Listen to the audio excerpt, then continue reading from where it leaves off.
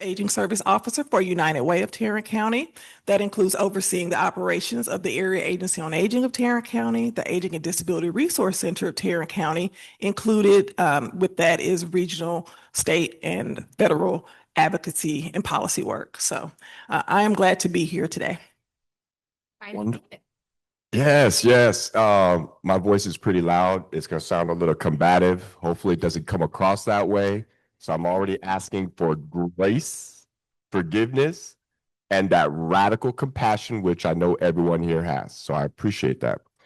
My name is David Davis. I serve as the executive director for We Bridge San Antonio. It is a double entendre, W.E, meaning that we bridge west and east of San Antonio, which is the disinvested and underserved communities.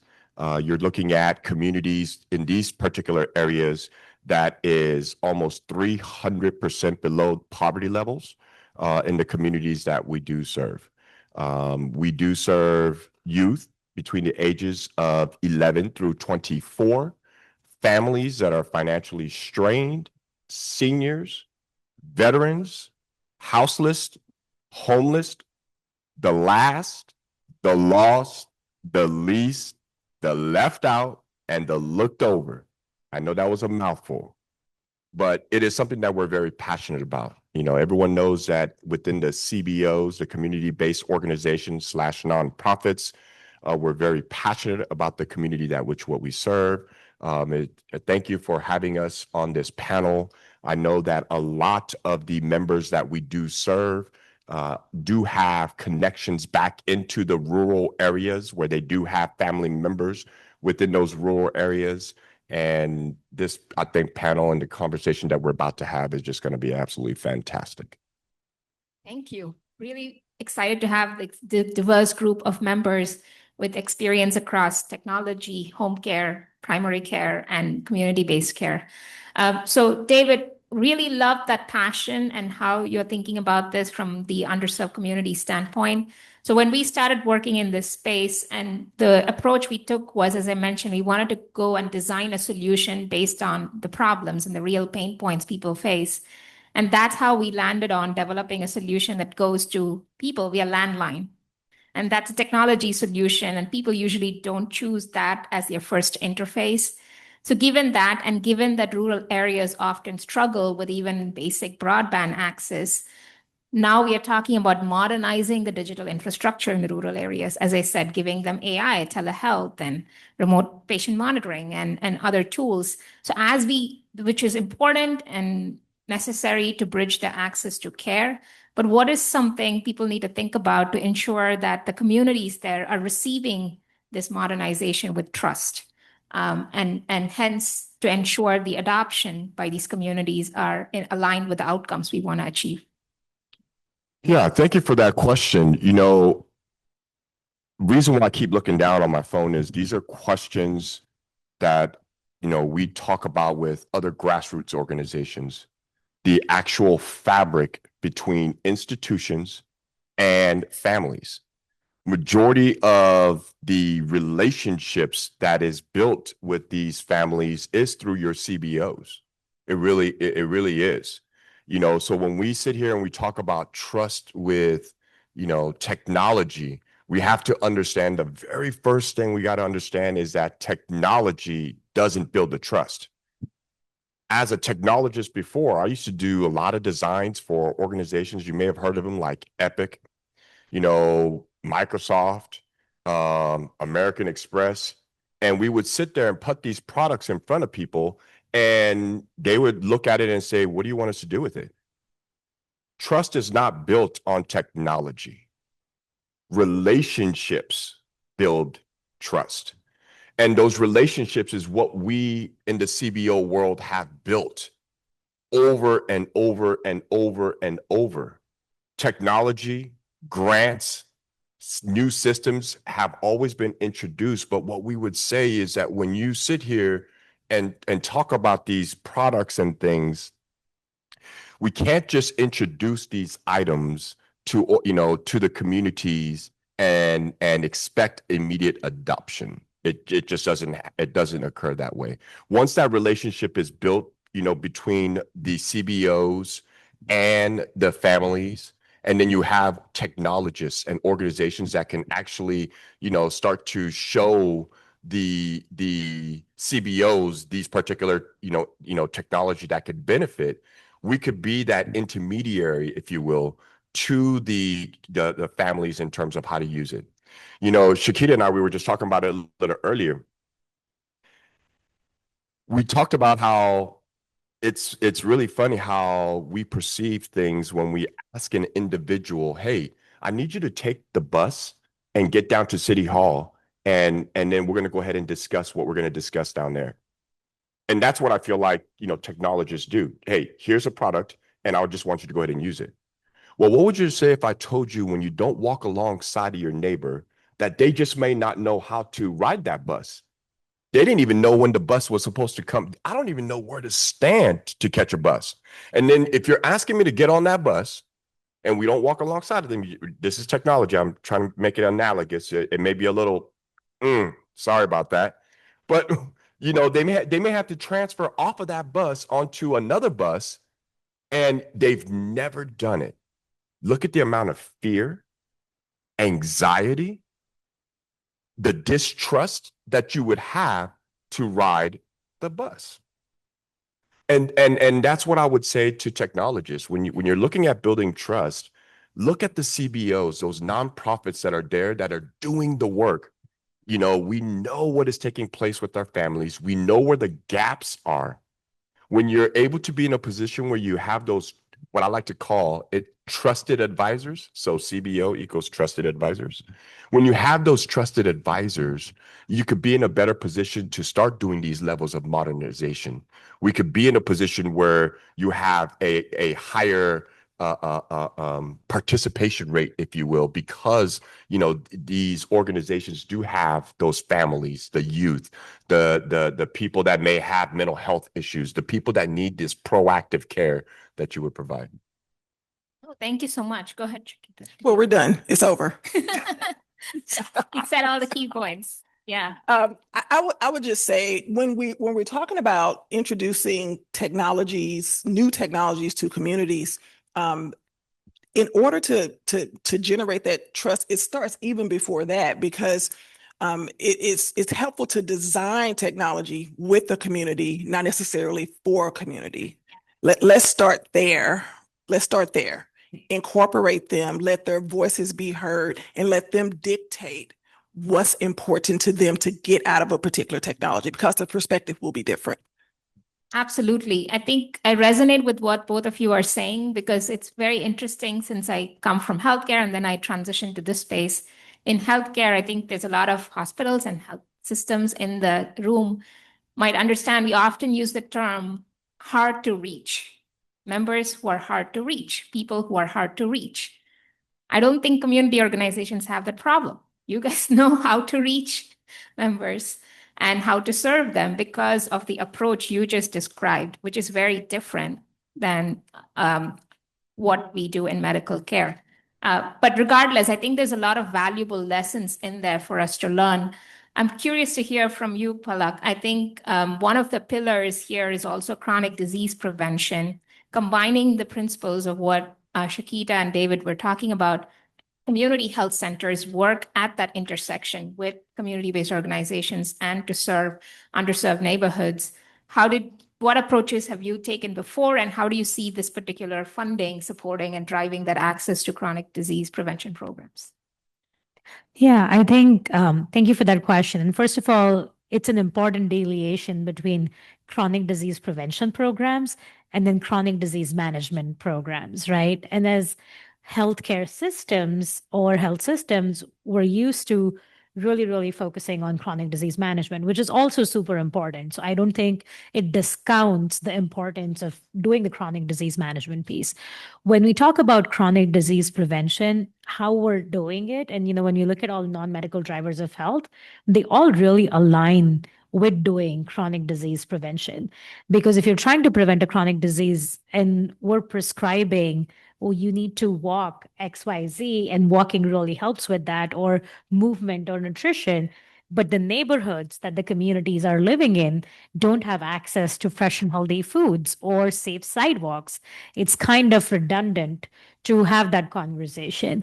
A lot of chronic disease prevention programs honestly fail because the people that you're working with or the communities that you're working with don't have the time or capacity based on their day-to-day lifestyle to come and attend that program that you host from 8 a.m. to 12 p.m. every Wednesday, right? And even in the evening, like unless childcare is situated for, unless transportation is situated for, unless other needs are being met, it's really hard. So some of the work that we have done and continue to do is, for example, in advocacy of safe sidewalks. That is both for management and prevention, because as our community health workers in partnerships with CBO work on walking groups, it's really important to have safe communities where that's possible. So we think infrastructure is a big piece of the baseline before even behavior change comes through. And then that co-design and the barriers that are important to people. If you have a mixed family of multi-generations and who's going to take care of who, is a grandparent taking care of a grandchild, is a single grandparent has a responsibility of 5 kids, and we're talking about like chronic disease prevention for that family. So I think the context setting is really important. And I think with this funding coming through, our goal is to continue to support that work, but also as we talk about technology, that co-design piece, like what is it that's really helpful? Is it being at a community health center where it's a language and a space that's comfortable to you? It's 5 minutes away, and making it happen and to expand that access when it comes to rural communities. But technology with teletechnology makes it really, really powerful to make that happen. And then on the management side, there's remote patient monitoring. There are other ways to really close that loop. But again, all of that is hard enough to execute in urban areas. So the real execution in rural takes it 2 notches higher. And both of them address it really well on how to make that happen. Oh, thank you so much. I think it's very well said. Like, you don't want to make prescriptions about prevention in vacuum. Needs to be rooted in realities. It's very easy to say, yeah, go ahead and eat healthy food, just green stuff, and don't worry about like go exercise every week, get 150 active zone minutes, and things like that are well said. Go ahead. No, there's something that Palak said that really just resonated. I mean, it hit like a lightning bolt. And I'm so glad that your organization is aware. You used the term cultural relevancy. We have to be aware that, in the environment and the communities that you are in, you may have predominantly Spanish speaking, organization. I mean, a community, neighborhoods. You may have individuals that have, certain timeframes that they work or not work. And we have to be aware of that. The cultural relevancy, removing the language barrier, those are some important things that you just brought up. And I just wanted to highlight that because that's something that we know on the CBO side. I can't go into, a home speaking Korean to you when you may not understand Korean. How can we not look at that same as where if the first language, which in a house may be Polish, and we go in there speaking English? We really do have to be aware of that. So thank you for that. Absolutely. No, I remember Commissioner Dr. Daniel mentioning this morning, it's gifts that all of us bring together when we have those diverse communities, and it needs to be included in that co-design. Gagan, I want to turn to you. I think Palak, as she mentioned, remote patient monitoring is going to be one of the key components as we think about especially chronic disease management as well. And you've done a couple of projects on this in the rural areas. So want to hear your learnings and how you think we should apply that as we implement this new funding through grant programs. Yeah, thank you for the question. I think it's a relevant one. So I'll make 4 or 5 points, if that's okay.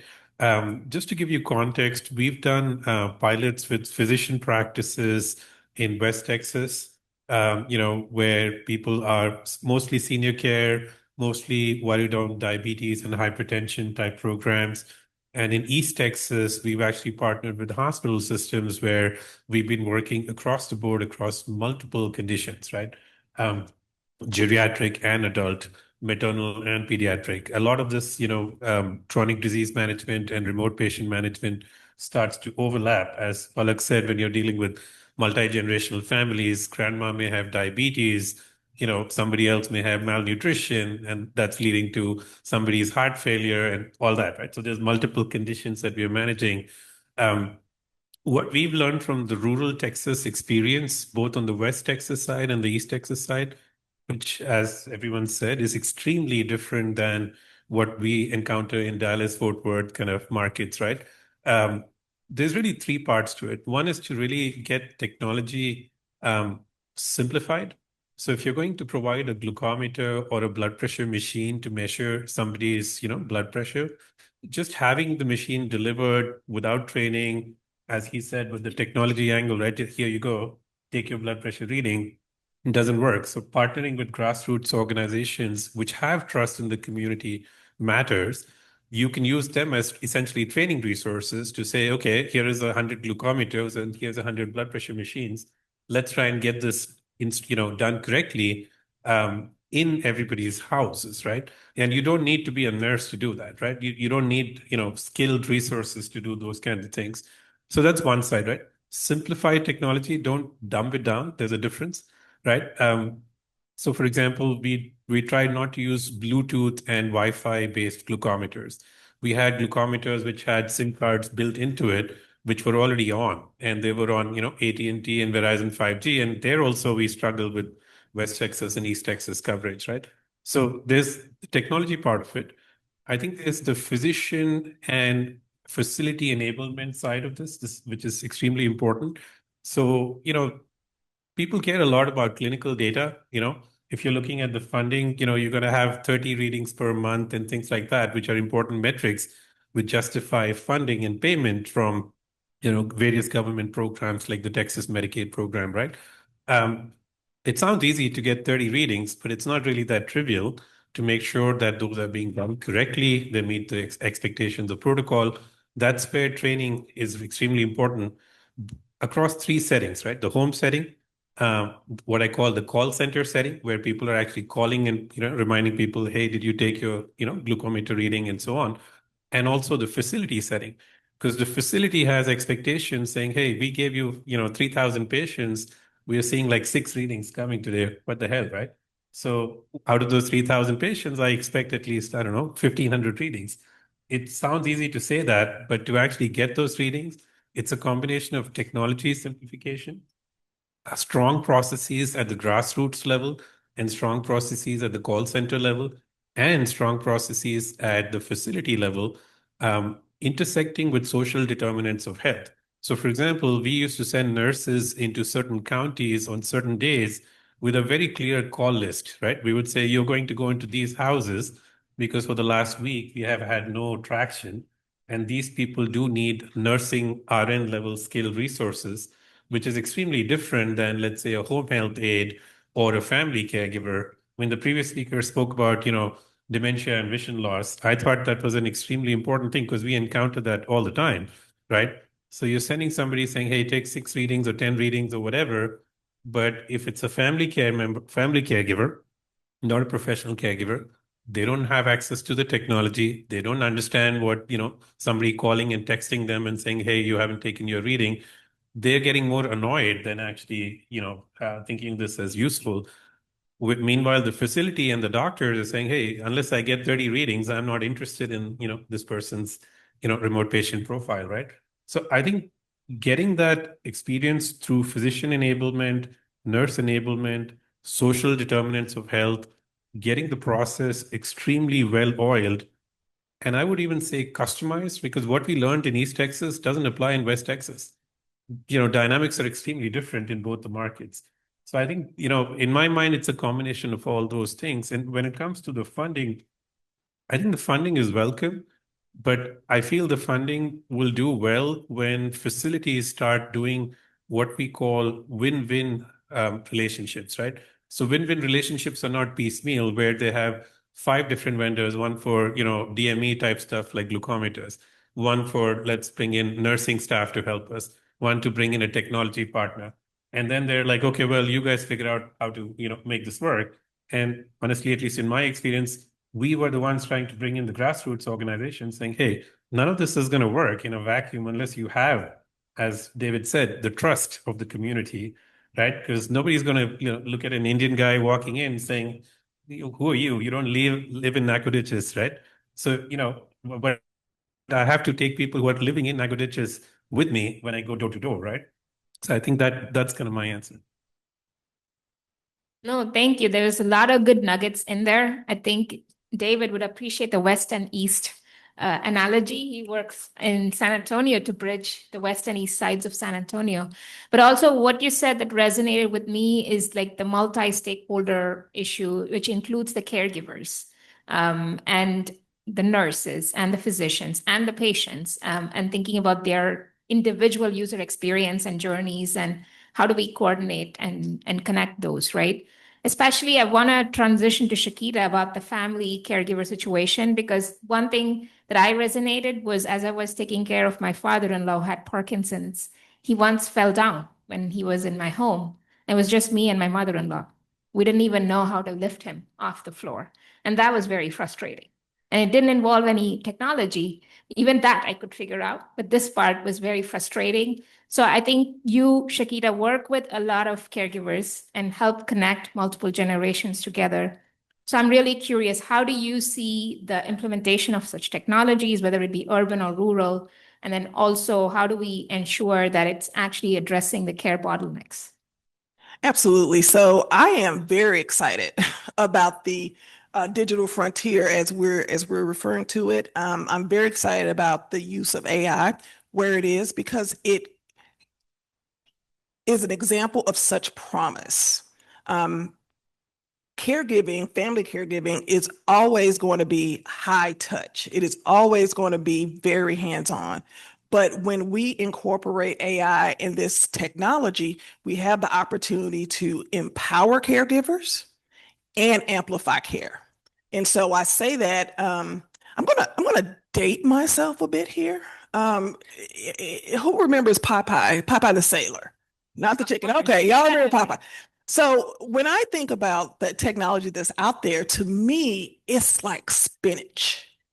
Y'all remember what spinach did to Popeye, right? So when we incorporate this type of technology with caregivers, it will empower, to me. So you gave the example of when your father-in-law fell at home. How powerful would it have been to be able to get real-time assistance with that, right? To be able to say in a very conversational way, hey, this just happened. What should I do? And then have that technology to fetch that information to you when you needed it, delivered to you in a method and by a method that is of most value to you. So I'm excited about it. Now, here's the thing. I'm excited. Does that mean our family caregivers are excited about it? That's a different question, right? That's a different question. But a lot of that, I'm still optimistic, because a lot of that is going to depend on how we on this panel and those like us in the community, that's going to depend a lot on how we introduce this conversation with our families. The news podcast, there's a lot of information out there to scare you about AI, right? Privacy concerns, scams, not knowing reality from fiction, right? There's a lot of that. Yes, those things have to be addressed. But if we do this right and we use this funding that we have, we can definitely craft a message that shows the empowerment that caregivers will receive by having that type of assistance available. So I won't monopolize the time, but I have a lot more to say about it. Appreciate it. No, and Shakita, I appreciate what you said, because as you were finishing up on the first thing that I was thinking of is, how do our family members and how do each one of us learn? Is it easier for us when we're sitting in that room and somebody actually shows us? When you show how this technology works, when Phil demonstrated on the screen on that the app where Mr. Jones was saying, hey, this is what's happening, and that Argentic AI was sitting there responding back to the individual individually, not from a canned message, but it was showing that person. The word show, I would say, if you're a CBO, you need to show your neighbors on how to. And by showing, I think that the adoption rate and that the level of distrust will diminish, and you would actually amplify and accelerate adoption of something like this. Even with our senior, the cradle of wisdom, even with them, they'll adopt something like this if you just show them, not just once. Don't make it transactional. Let's do it over and over and over and over until it becomes like eating oatmeal for breakfast. You know, on that note, we also have to be sure that our professionals in our communities understand and are willing to adopt this. You know, if we're talking about this technology for a caregiver, for an older adult, and they're excited about it, and they go to the doctor and their doctor is still keeping paper files, right?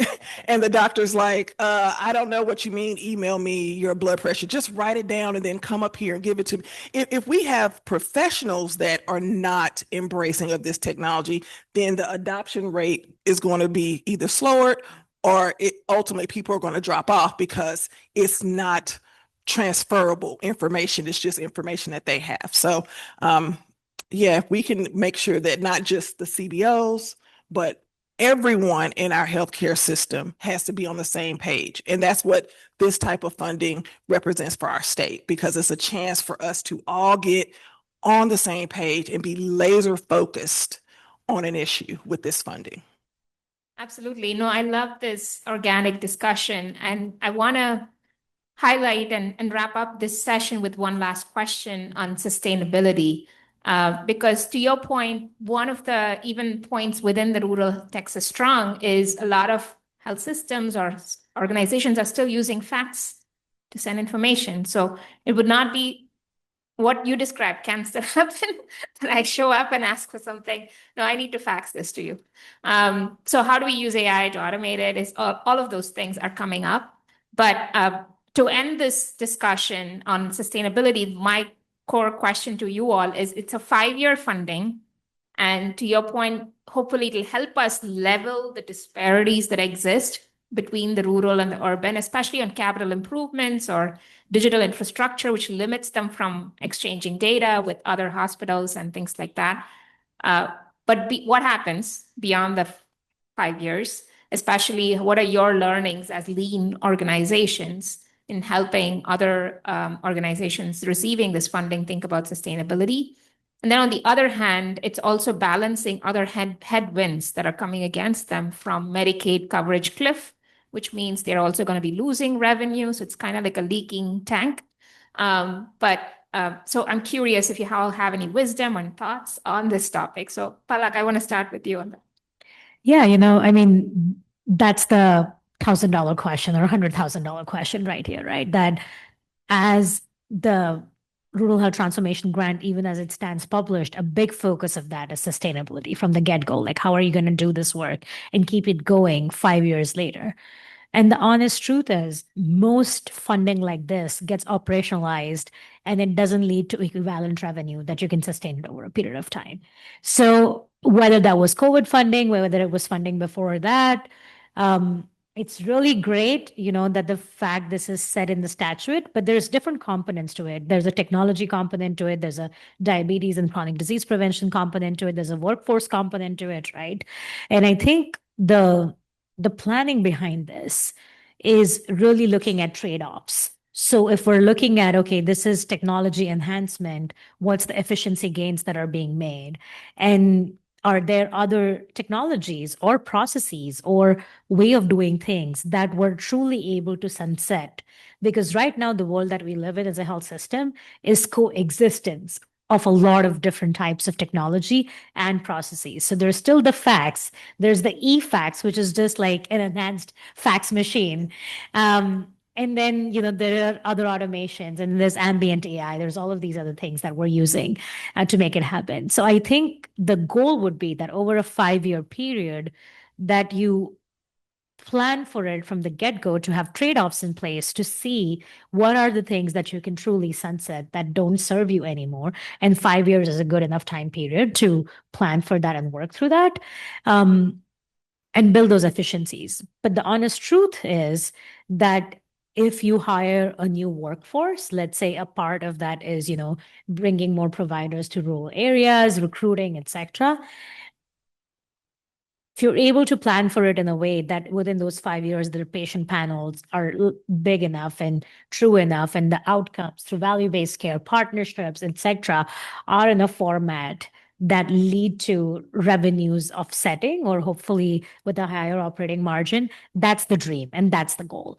But any new technology, we learn with EHRs that our expense increases every single year, and everything that we tag on to that, the costs are increasing, but the equivalent CMS reimbursements won't, especially for Medicaid, Medicare. In here, when we're thinking of rural Texans and thinking of that coverage, I really want to highlight the uninsured population too, because all of this really works in offsetting and, efficiencies, et cetera, for the insured population, for which there are means and ways to sustain it. And I think we can be very conscious in the planning and implementation phase that it does do that. But then you have to create almost like a corpus and surplus through all of this, because significant amount of rural and urban Texans are uninsured. And Texas is not a Medicaid expansion state. So adults that are low income, whether they're working or not, could get coverage through ACA Marketplace. And now, because of the same cliff, ACA Marketplace with enhanced premium tax credits going away, people can't afford that.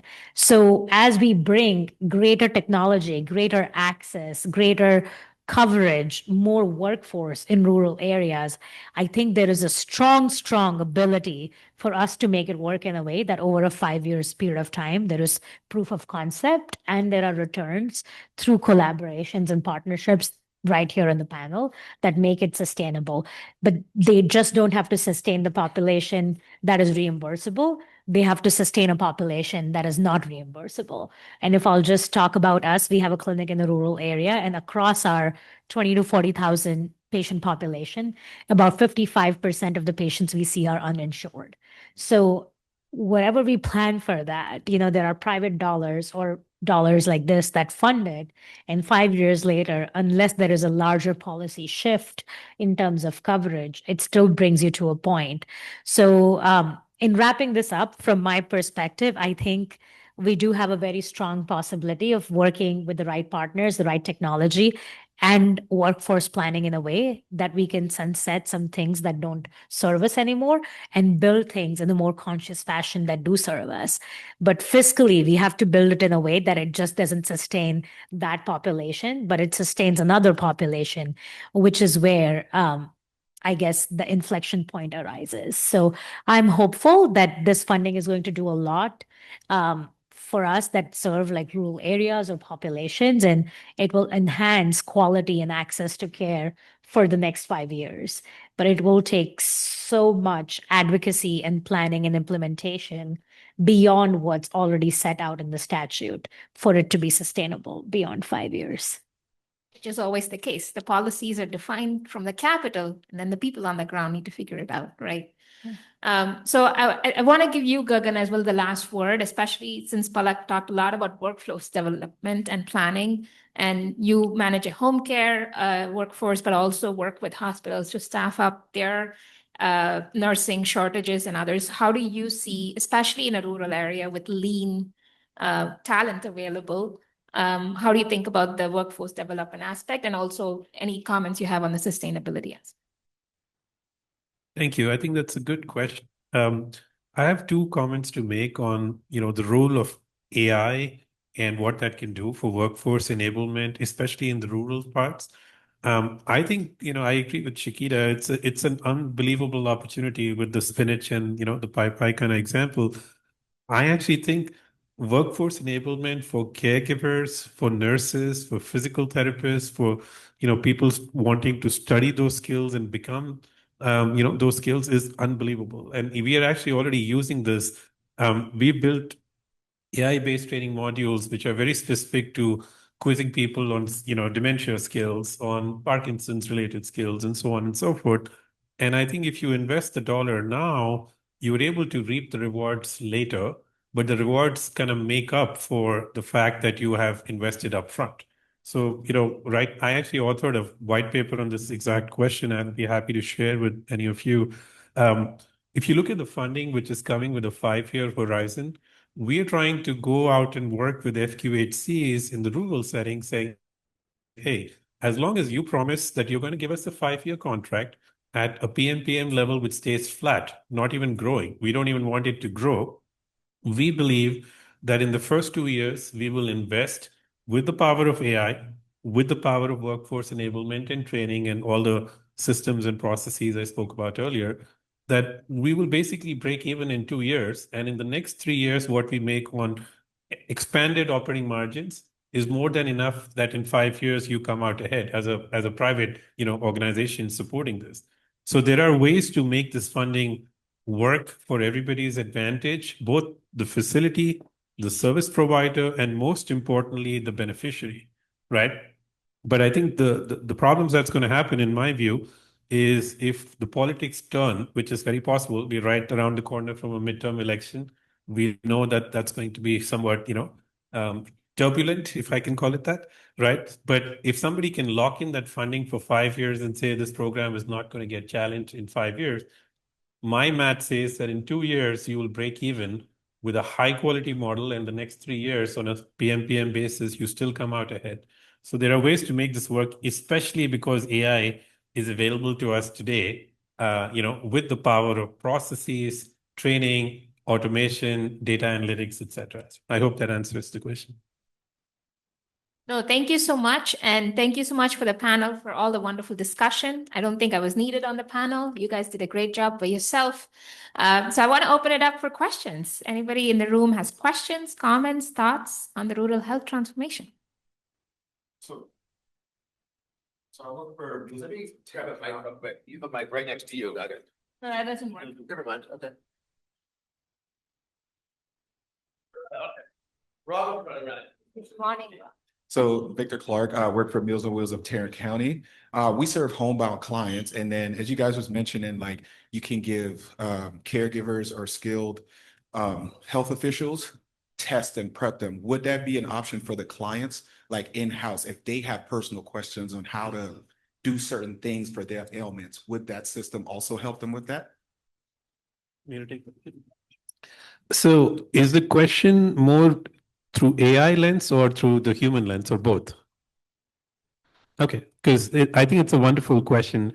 The short answer is yes, right? That the skills that we develop can be helpful both to the client and to the client's family, both by humans going in, like, counselors going in and helping people say, hey, your mother has dementia and you're trying to help her. Let me train you, but let me also enable your mother on what to do, right? And if it is done correctly, that human frequency of interaction can come down over a period of time.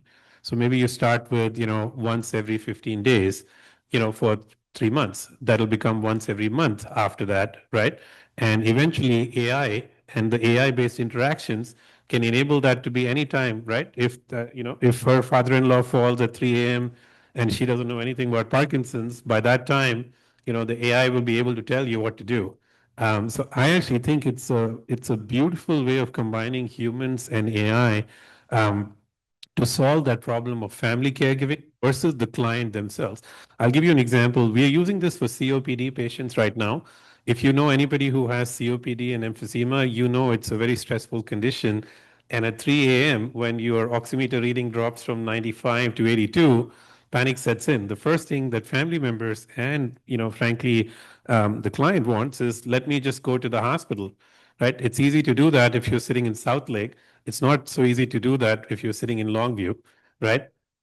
Worlds. So what we are trying to do now is we are actually predicting through AI who's going to have an episode at 3 a.m. in the morning, and what can we do to enable that, at this point in time, both in South Lake and.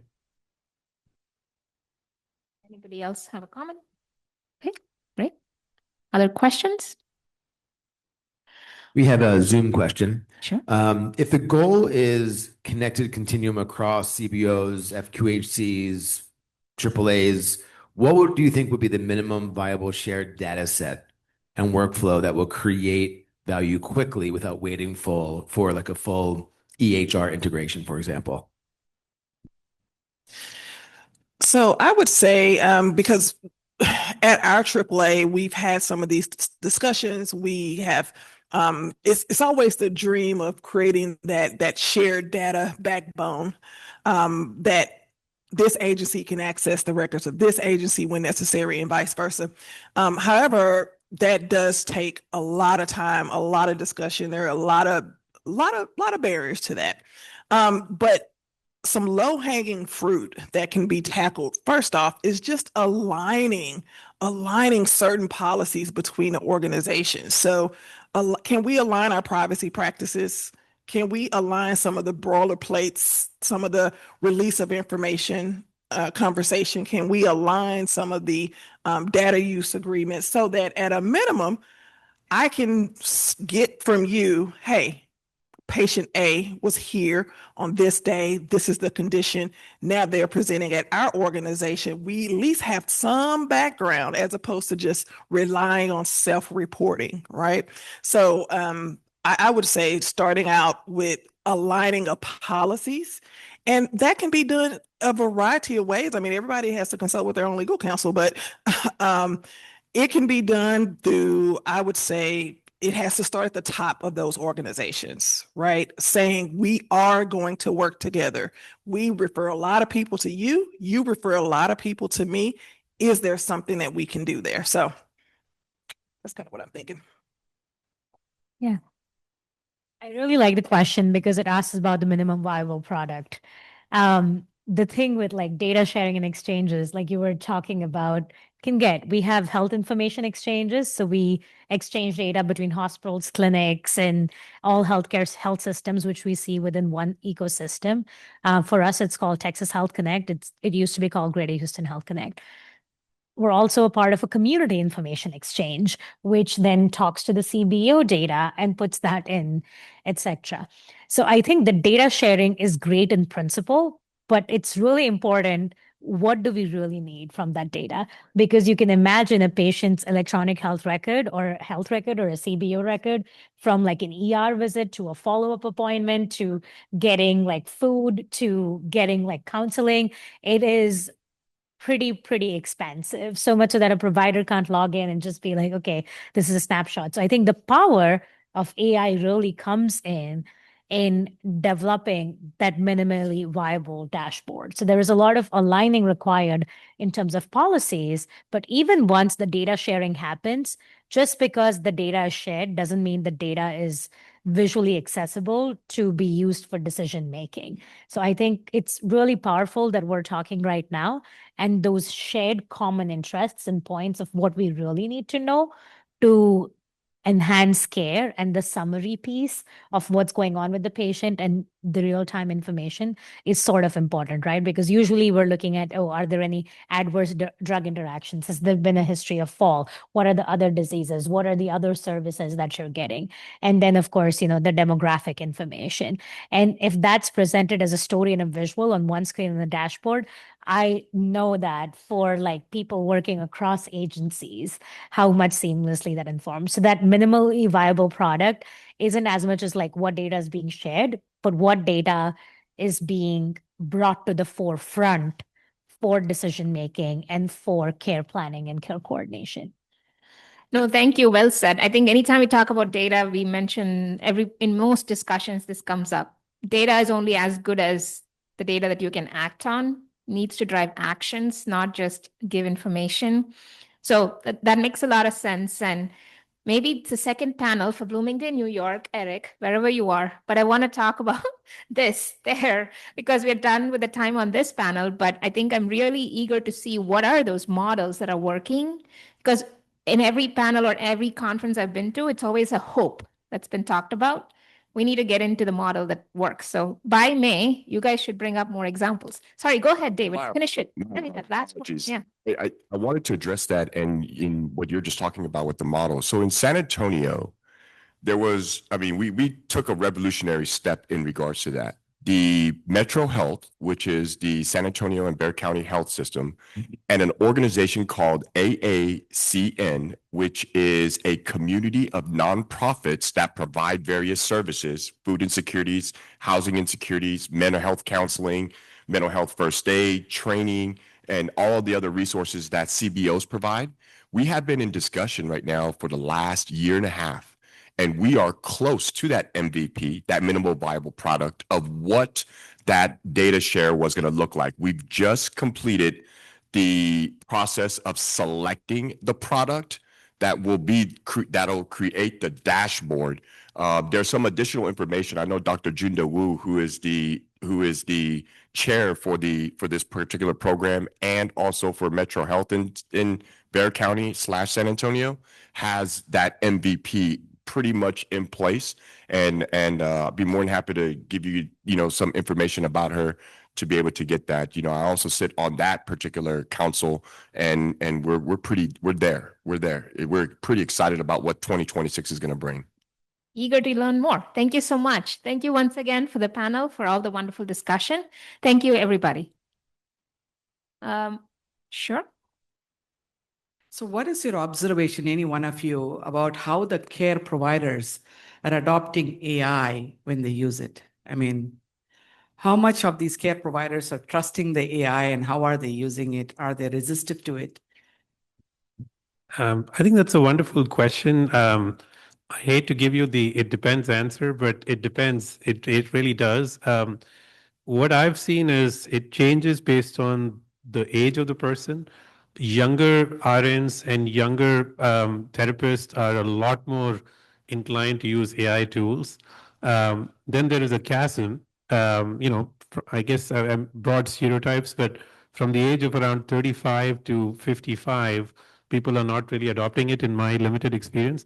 But I was very surprised to see people who are nurses, caregivers, professionally and family caregivers beyond 55 are actually loving AI. And I actually think that's music to my ears, because I believe those people have the wisdom, to use David's word, to really enable AI to learn from them and their experiences on the bedside, whether it's in a hospital or at home or in an outpatient clinic. And I'm actually seeing that and that's actually what I'm using. I'm using 55 plus caregivers to help train a lot of our systems, because it's getting much wiser, much better. We can talk a lot about AI and LLMs and stuff like that, right? But at the end of the day, it's still going to learn from a human knowledge. And I feel the 55 plus has a lot to teach the 20 plus kind of community. I'm not sure what happens to the chasm in the middle, but there is something to be done there. As far as doctors are concerned, I've seen generally more resistance than anything else. But even within doctors, I'm actually seeing neurologists. I don't know why, but neurologists seem to be, opening up to it. Radiologists have always been open to AI and pattern recognition. But I struggle with internal medicine guys and cardiac guys because they want to be able to touch and feel the data, to somebody else's point, right? Faxes and charts and stuff like that. So I don't know if it answers your question, but sharing a few experiences.